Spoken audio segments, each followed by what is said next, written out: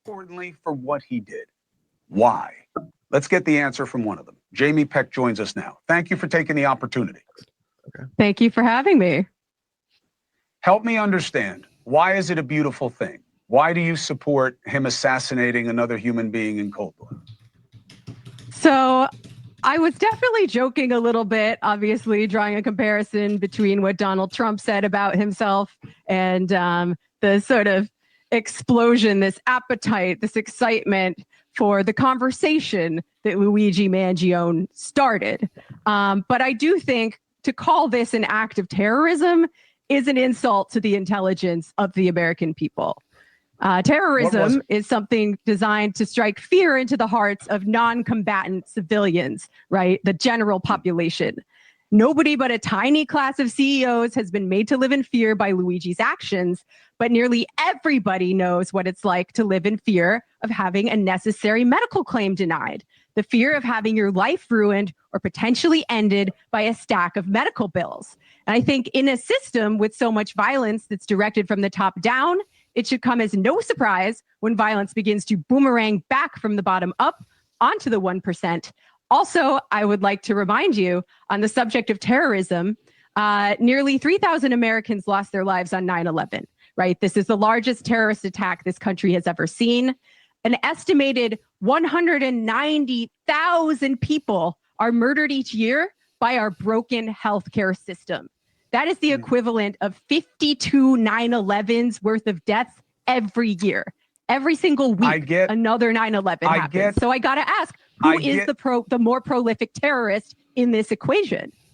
Well, first of all, as you may know, Jamie, terrorism is a specific legal standard. Oh, right? Really? There's no question that Luigi did what he did.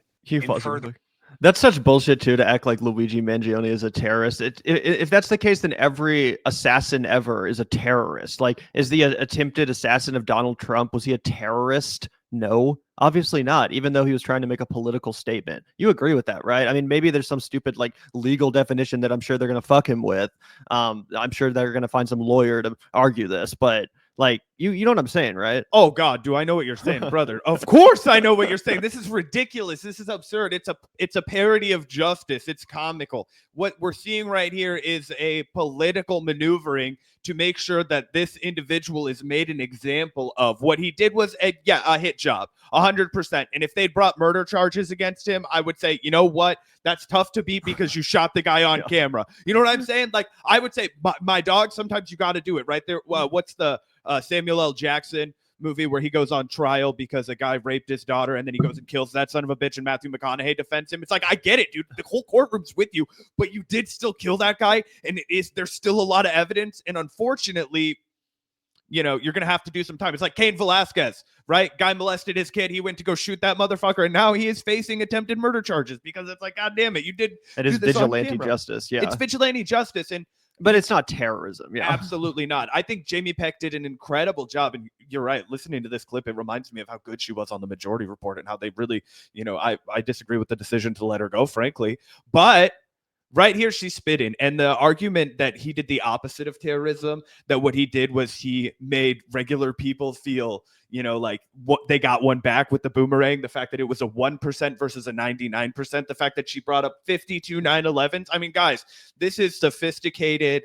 I'm going on mainstream cable and I'm going to shove it in their face right here. What Jamie Peck is doing is a masterclass in how you're supposed to go on the news, right? And I want everybody to think about this. Chris Cuomo is not the worst guy in media when it comes to like having, you know, right-wing opinions or being like a fascist sympathizer. He's just a greedy bastard from a, you know, a Nepo baby from a political family, right? It's not like she's going on Glenn Beck, right? It's not like she's going on PBD, and still just juxtapose the tenor that she has, just juxtapose the goal that she's trying to accomplish with what a guy like Cenk Uygur's been doing when he's been jerking off all these Republicans on a right-wing media tour. It could not be more clear, you know, what a real activist, which Jamie Peck 100% is, does when they go on a program like this versus what a greedy, fucking self-interested prick like Cenk Uygur does when they go on a show like this. 100%. And it's especially, I think, impressive because I'm almost sure Chris Cuomo brought Jamie on the show thinking it was going to be like, LOL, look at this hysterical, communist, like this crazy left winger that we can all make fun of, who will kind of just do a self parody or whatever. Not the case. Jamie makes a pretty inarguable argument here. I'm excited to see the rest. Absolutely. Let's let it play. Furtherance of a political agenda. He said it. Okay. So I don't see this as a question of fact or law. It's about the policy behind it. What I don't understand, and you are somebody who in your positions is constantly trying to embrace the humanity of situations, right? I've been looking at why you support what you do with what's happening in the Middle East conflict. To me, this seems to be anathema to this. Nothing within a system gets changed by violence. How can you And I want to give Jamie Peck credit. She said her one regret from this entire exchange, and I don't think she needs to have any regrets. She did a great job. But she said she wished she would have come over the top of him right here and talk about how vile it is for him to compare the experience of a CEO in America to the experience of an innocent civilian in Gaza, whom she targets a lot of her activism towards right now. But anyway. Yeah, we're having a conversation, but we're not having the right one, because the healthcare industry now has high ground because they've been victimized by this chooch. This isn't how we get insurance to be better, by putting a bullet in somebody's head. Why would you get behind that? Now, I've never advocated violence as a tactic for change coming from You're celebrating the guy. People that I organize with. This was a lone wolf act of violence A lone on the chooch. part of Luigi Mangione, and it seems to have started a huge conversation among everybody about the violence, the death, and the murder caused by this broken healthcare system. Again, 9/11 every single week, indefinitely, until someone puts a stop to this madness. So we are here really to advocate for the thousands and thousands of people who have spoken up against an unjust and violent healthcare system, which is not a fact of nature. Say that shit. Jamie, that's 100% fine. And by the way, it's not new, okay? People have been crusading against insurance companies, but there's no question we haven't gotten changes to the system that are necessary.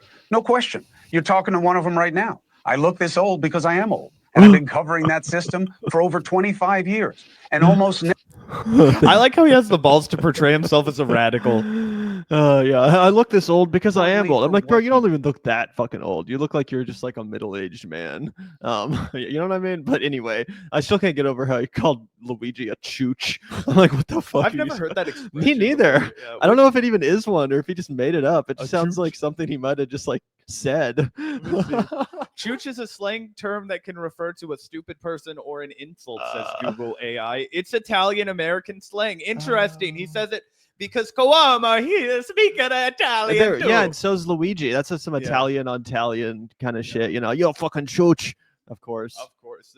How are we supposed to know, you know? Oh, God. Maybe it is a racial. Maybe I've just been over here saying a racial slur. Oh, that's okay. Gavin and I are both 10% Italian, so we get cleared. You know, the EU is messy, and you know, don't worry about it. Don't explain our culture to us. Okay? I'm gonna start using that. That is a slur I can use. I'm gonna go with that. Gavin's been looking for one. You know what I mean? You know, he's not as proud as I am. He won't say the R word with his whole fucking chest. You know, I've been cutting back, but I'll still bust it out if somebody really deserves it. Oh, God. Anyways, but yeah, she killed. That was an incredible deconstruction of this whole, you know, elite pearl clutching. Oh, it was terrorism. No, it wasn't. It wasn't terrorism. Like I said, if it was terrorism, then every assassination ever is an act of terrorism, which I think just isn't true. Like I said, was the kid who tried to assassinate Donald Trump? I don't think he was a terrorist. I think it was pretty clear that his goal was not to like create terror in society. Same with Luigi Mangione. And that doesn't mean he didn't have a political message. He had a whole manifesto. I'm not denying it. But that doesn't make him the Unabomber, right? What the Unabomber did was terrorism. Even though the Unabomber made some really good points, as Luigi Mangione himself pointed out on Goodreads or whatever, I think in his review of the Unabomber's manifesto, he was like, you know, can't argue with a lot of the shit. It's aged pretty well. A bunch of his predictions came true, but that doesn't excuse the violence he inflicted on the public. And that's actually a big part of the reason why Luigi Mangione decided not to take a similar approach. You can actually understand his radicalization and realize that he went about it in a far more humanistic way, in a far more civil and nonviolent way than someone like the Unabomber, who did inflict genuine terror on innocent people. That's not what Luigi Mangione did. 100%. And that's, yeah, you're right. The real problem with the guy like the Unabomber wasn't his politics. It was his poor tactics. And it was the fact that he had no regard for innocent people's lives. Yep. And I think that when you compare that to Luigi Mangione, it's a great case for the guy. I mean, it's crazy now. He's going to be pleading for his life, guys. What's going to happen is they're going to seek the death penalty for this kid. And his lawyers are going to have to make the case that it wasn't terrorism, that, you know, he had a conscience when he decided to only kill one person. But anyway, it'll be a very interesting trial to cover. Gavin and I will be on it like flies on shit. I thought it was a great point that you made, that if that's a act of terrorism, then every hit ever is an act of terrorism. So anyways, 100%.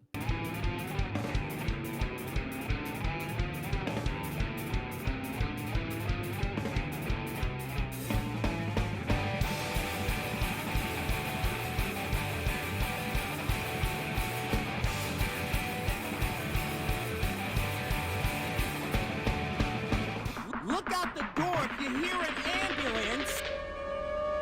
The Vanguard will be there, sir. The Vanguard will be there, sir.